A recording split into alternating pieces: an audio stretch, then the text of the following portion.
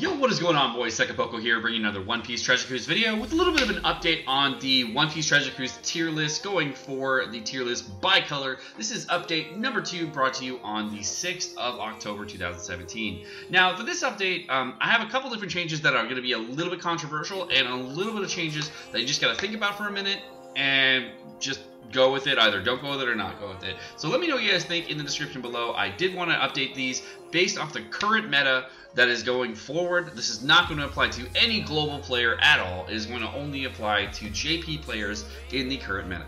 Now, I do a lot of different teams, and I run a lot of different makeups for many different teams. And I do a lot of multiple team videos. So if you haven't seen any of those, go check those out. I have a lot of multiple team videos for raids, and I do a lot of different mixing and matching with teams to try to figure out what the best compositions are. So for the strength version, we have 0 changes at all. There are no changes on the strength side of things, except for, of course, the Lucy edition we added last time. Now on the quick side of things, we have some major changes coming in. On the tier list. Now, the first thing that you got to know about these changes is that the number 1 is still TS Luffy. So don't, for all you guys TS Luffy fans out there, do not feel bad. He is still number 1. Don't worry. However, we've actually moved Enel down about 2 slots in this current meta, as well as moved Kuzan up another 2 slots, based off of what is going on with the new Lucy. Now, the new Lucy is such an amazing unit and such a huge power creep. That he is just making this game phenomenal. Like, you know, the difference in damage is insane between his team versus many other teams. I've been in runs where I'm doing 2 million damage with just matching orbs.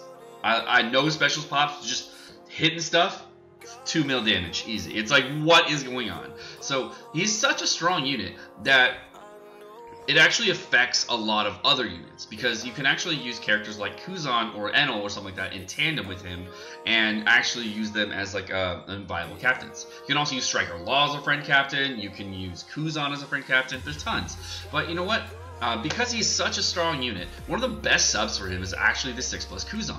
He's also an amazing friend captain if you want to run single Lucy with a 6+ Kuzan friend captain, or if you don't even have Lucy and you just have your 6+ Kuzan, he's a super strong unit to use 6+ Kuzan and then Lucy. So he's definitely moving way up in the tier list to number 2 on the Quick Legends, so he is an extremely strong unit right now. Going forward, we're actually going to be moving the Striker Law up another slot because his viability is extremely good as a mix and match captain. He's really good if you use him as a sub on Nekomamushi teams, or if you use him on Lucy teams, or if you want to do a mix and match captain with, say, Lucy, Kuzan, or Nekomamushi. He's a really good hybrid captain build.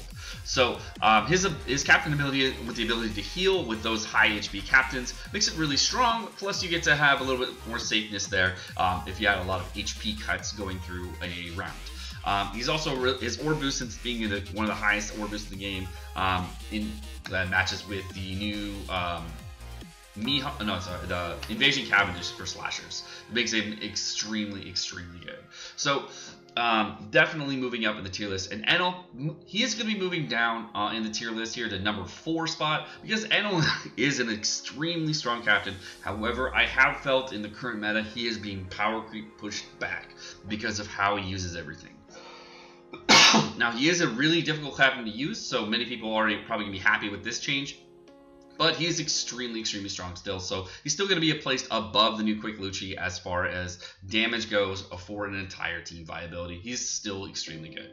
Now, the next major change we're seeing here is the class order. Now, I'm going to get a lot of flack here, and people are going to be very unhappy to see this, but what I'm changing here is Striker still number 1, Fighter still number 2, Slasher stays number 3, Powerhouse moves up to number 4 spot, and Free Spirit actually moves down a spot.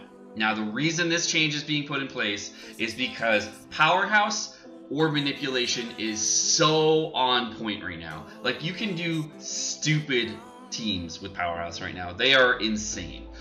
You can do the same kinds of teams with Free Spirit with that new Lucy Coliseum, but to be honest, there are so many more ways of getting orbs on Powerhouse teams, and so many ways to get 2x boost now with a 2x orb boost in many different teams, plus be able to throw in a bunch of different subs, getting rid of block orbs very easily. They're just so strong right now. We have to move them up above Free Spirit, and that is just going to happen. I am sorry, guys, if you are sad to see the Free Spirit teams move down to number 5 in the slots. They are still lacking some really heavy orb manipulation because their best captain is TS Luffy. Now, TS Luffy is an extremely strong unit. As you saw, I kept him at number 1, but Powerhouse is just moving up in the list, and they are just so strong right now with their power creep. With the addition with the Quick Lucci and the Raid Sanji, you gotta move them up. And the only reason they did not even overtake Slashers at this point is because Slashers have that new Mihawk that's coming out in the Adventure Mode. And that new Mihawk is a 2.75 Chain Locker, I think with Orb Boost as well, with a 2x Orb Boost. He just removes Dofi out of all teams, which is insane because the Raid Dofi has been there for so long, and he's such a strong unit that you just gotta keep him there. And I've kept this up for future content going forward, not for the current exact content that we're at today, because within about a week or so, or maybe a week and a half, we are going to have the new Mihawk coming out here. So I just want to get ahead of the curve and actually keep Slashers at number 3 because how strong that Mihawk is. Now, we've also added the new 6+ Ace, who did move up in the tier list, not a whole lot, but he did move up a little bit. He's still an amazing captain with a really good team, but to be honest, the shooters are still missing their really big key component. And the big thing that shooters are still missing is a 2x Orb Booster. They just don't have it. They have Marguerite for a 1.75 for 3 turns. He can carry that over. The new Ace kind of just gets rid of the entire viability of bringing the the Usopp, the 5-star Timescape Usopp. Because now you can just bring an Ace when a Brindy World sub, and you have a 1.75 Orb Booster with Marguerite with 2x boosters, and it just completely takes them out of the equation. And the biggest problem for shooters is orb manipulation. So there's only a couple ways of getting that with making perfect teams. And the really big problem with shooters right now is you have to have either Legend Boa sub or Legend Borsalino sub in your team with a Boa friend captain, or if you don't have both. So you can run a double strong with Ace team, but it is still really hindered by that one thing for orb manipulation because you have to have legendary units. And they are really strong teams, don't get me wrong, strong with Ace teams, extremely strong teams. They can clear almost, I think it's every forest at this point strong with Ace teams can clear now.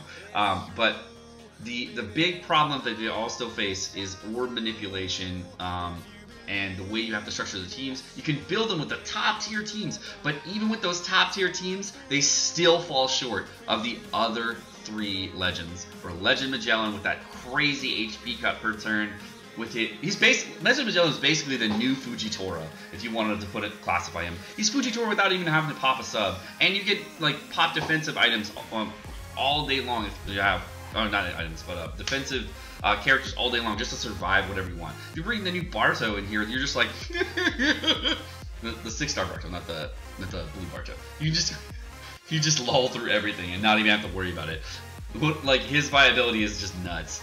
The only time you get screwed over is when something's completely immune, and then you're like, oh well, now what do I do? I have to burst the guy? Oh man. But you can still do enough damage because the teams are rainbow and you can mix and match enough to get what you need. Zoro, still an insanely strong unit, and with the new Slasher Mihawk coming out soon, he's going to stay at that number 2 spot because of how good his subs are and how good his teams are. And the last one, of course, we keep Blackbeard at number 1 because, of course, people are running these Blackbeard Lucy teams that are just nutty. They do so much damage and go through barriers. It's like, what were you thinking, Bandai? Now we can run Lucy and Blackbeard together. Oh, buddy. Those teams are just disgustingly strong. So he's going to stay at number 1 because of how good those teams are.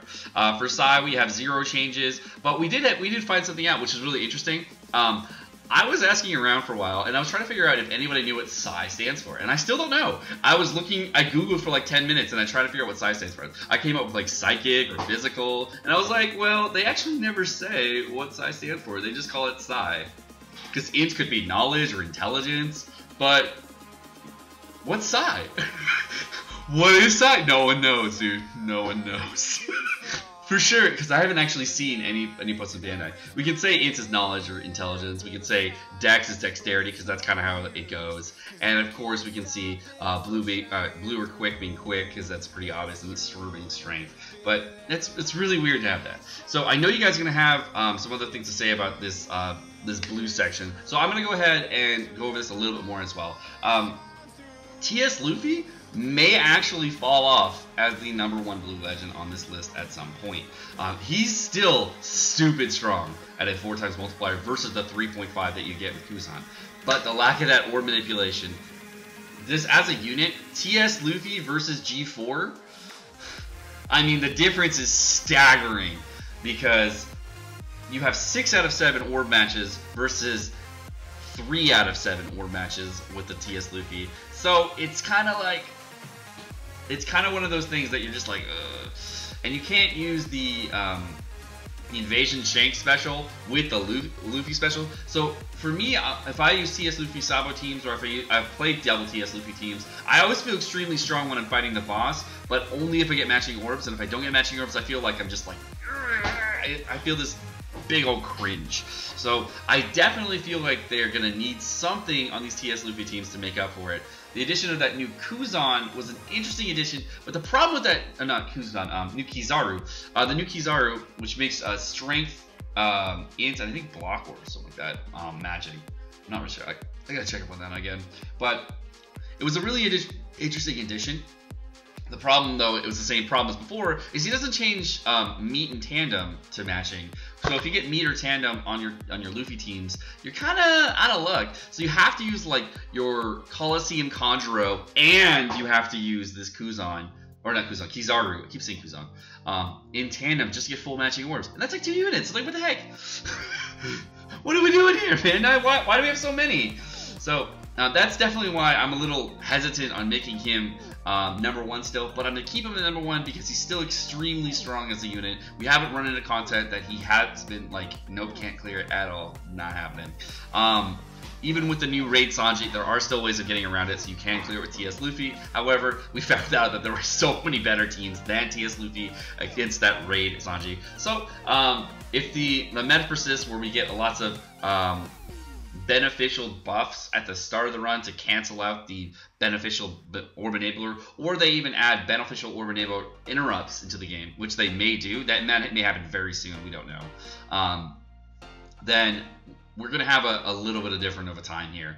So the other thing that's going to be really interesting to see is how the new striker meta keeps going, and if it keeps persisting, or if we're going to see a switch to a slasher meta after this new adventure mode comes out. Because we did get teased a new Buggy and a new Zoro, as well as hidden characters. So that is going to be very, very interesting to see.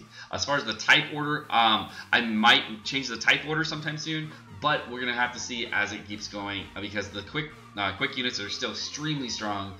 Strength might go to overtake them with this new Lucy, but you know, we don't know that. Int is still going to stay at the bottom for sure. Sai is just super, super good still, so we'll see how the meta persists and see if we can have some changes in the future. Well, I am Sekapoko, guys. Thank you so much for watching. I hope you enjoyed the video. If you do enjoy the video, please hit the like and subscribe button down below, and of course, have a great rest of your day. Peace!